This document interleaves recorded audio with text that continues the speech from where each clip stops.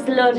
ಪ್ರಭು ಯೇಸು ಕ್ರಿಸ್ತನ ನಾಮದಲ್ಲಿ ನಿಮ್ಮನ್ನ ಈ ಸಂದೇಶದ ಈ ಶುಭ ವಾರ್ತೆಗೆ ನಿಮ್ಮನ್ನು ಆಹ್ವಾನಿಸಿಕೊಳ್ಳುತ್ತೇನೆ. ಈ ಸಮಯದಲ್ಲಿ ಕೂಡ ಒಂದು ವಾಕ್ಯದ ಭಾಗವನ್ನು ಓದಿಕೊಳ್ಳೋಣ. ಕೀರ್ತನೆ 24 3ನೇ ವಾಕ್ಯದಿಂದ ನಾನು ಓದಿಕೊಳ್ಳುತ್ತೇನೆ. ಯೆಹೋವನ ಪರ್ವತವನ್ನು ಹತ್ತತಕ್ಕವರು ಯಾರು?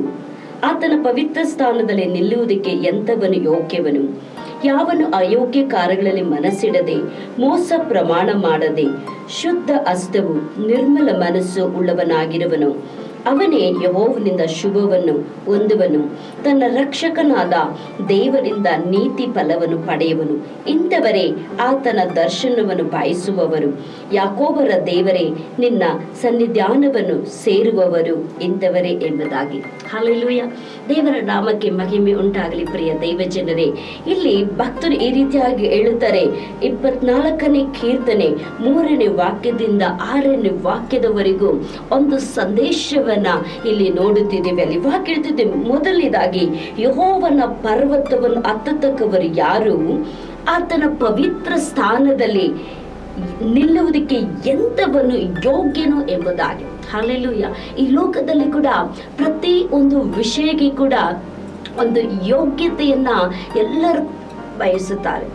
ಒಂದು ಒಳ್ಳೆ ಕಾಲೇಜ್ ಬೇಕಂದ್ರೆ ಅದಕ್ಕೆ ಯೋಗ್ಯತೆ ಇರಬೇಕೆಂಬುದಾಗಿ, ಒಂದು ಒಳ್ಳೆ ಶಾಲೆ ಬೇಕಂದ್ರೆ ಅದಕ್ಕೆ ಒಂದು ಯೋಗ್ಯತೆ ಇರಬೇಕೆಂಬುದಾಗಿ ಹೇಳ್ತಾರೆ. ಒಂದು ಬಿಸ್ನೆಸ್ ಮಾಡ್ಬೇಕಂದ್ರೆ ಒಂದು ಯೋಗ್ಯತೆ ಇರಬೇಕು.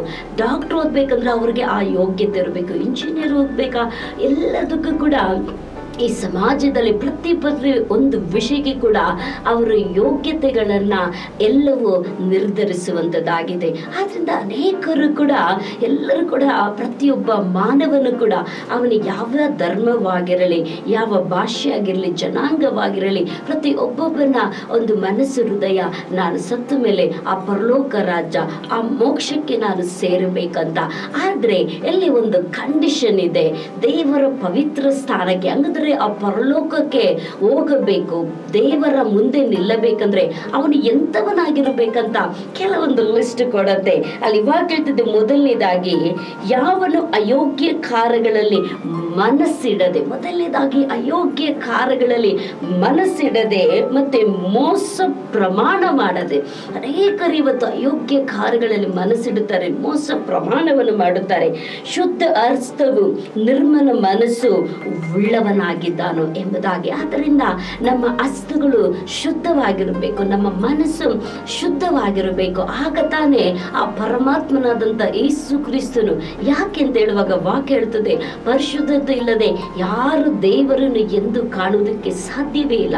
ಯಾಕಂದ್ರೆ ವಾಕ್ಯ ಹೇಳ್ತದೆ, ಆತನು ಪರಿಶುದ್ಧನ ಮಧ್ಯದಲ್ಲಿ, ಅತಿ ಪರಿಶುದ್ಧದಳ ಮಧ್ಯದಲ್ಲಿ ನಮ್ಮ ದೇವರು ಜೀವಿಸುತ್ತಾರೆ ಎಂಬುದಾಗಿ. ಆದ್ರಿಂದ ಅಲ್ಲಿ ವಾಕ್ಯ ಹೇಳ್ತದೆ, ನಮಗೆ ಹೇಳಿರುವಂತ ಕಾರ್ಯವಾಗಿದೆ, ಅವನು ಯೆಹೋವನಿಂದ ಶುಭವನ್ನು ಹೊಂದುವನು, ತನ್ನ ರಕ್ಷಕನಾದ ದೇವರಿಂದ ನೀತಿ ಫಲವನ್ನು ಪಡೆಯುವನೆಂಬುದಾಗಿ. ಆದ್ರಿಂದ ದೇವರು ಹೇಳಿದಂತ ಈ ವಿಷಯಗಳನ್ನು ನಾವು ಮಾಡುವಾಗ ನಮ್ಮ ರಕ್ಷಕನಿಂದ ನೀತಿಯ ಫಲವನ್ನು ಹೊಂದಿಕೊಳ್ಳುತ್ತೇವೆಂಬುದಾಗಿ. ಕೆಳಗಡೆ ಇಂಥವರೇ ಆತನ ದರ್ಶನವನ್ನು ಬಯಸುವರೆಂಬುದಾಗಿ. ಹಲ್ಲೆಲೂಯಾ. ಇವತ್ತು ಲೋಕಾದ್ಯಂತ ಕ್ರೈಸ್ತರೇ ಆಗಲಿ, ಯಾರೇ ಆಗಲಿ, ದೇವರನ್ನ ಅವರು ಬಯಸುವುದಕ್ಕೆ ಇಷ್ಟ ಇಲ್ಲ. ಯಾಕಂದ್ರೆ ಅವರಲ್ಲಿ ಈ ಕಾರ್ಯಗಳು ಇಲ್ಲದೆ ಇರುವುದರಿಂದ ಅವರು ದೇವರನ್ನು ಬಯಸುತ್ತಿಲ್ಲ. ವಾಕ್ಯ ಹೇಳ್ತದೆ, ಯಾಕೋಬರ ದೇವರೇ, ನಿನ್ನ ಸನ್ನಿಧಾನವನ್ನು ಸೇರುವಂಥವರು ಇಂಥವರೇ ಎಂಬುದಾಗಿ. ಆದ್ದರಿಂದ ಪರಲೋಕ ರಾಜ್ಯವನ್ನು ನಾವು ಸೇರಬೇಕಂದ್ರೆ ಇಲ್ಲಿ ಭಕ್ತನು ಹೇಳಿದ ಪ್ರಕಾರವಾಗಿ ನಮ್ಮ ಮನಸ್ಸು ಹೇಗಿರಬೇಕು? ಅಯೋಗ್ಯ ಕಾರ್ಯಗಳನ್ನು ಮಾಡದೆ, ಮೋಸ ಪ್ರಮಾಣ ಮಾಡದೆ, ಶುದ್ಧ ಹಸ್ತವು ನಿರ್ಮಲ ಮನಸ್ಸು ಉಳ್ಳವರಾಗಿರುವಾಗ ನೀವು ದೇವರು ನಿಶ್ಚಯವಾಗಿ ವಾಕ್ಯ ಹೇಳ್ತದೆ, ನಿನ್ನ ರಕ್ಷಕನಾದ ದೇವರಿಂದ ನೀತಿಯ ಫಲವನ್ನ, ಶುಭದ ಫಲವನ್ನ, ಅದು ಮಾತ್ರವಲ್ಲ ಪ್ರಿಯ ದೇವ ಜನರೇ, ನಮಗೆ ಪರಲೋಕದ ಭಾಗ್ಯವನ್ನು ಕೂಡ ದೇವರ ಅನುಗ್ರಹಿಸಿಕೊಡುವಂತರಾಗಿದ್ದಾರೆ.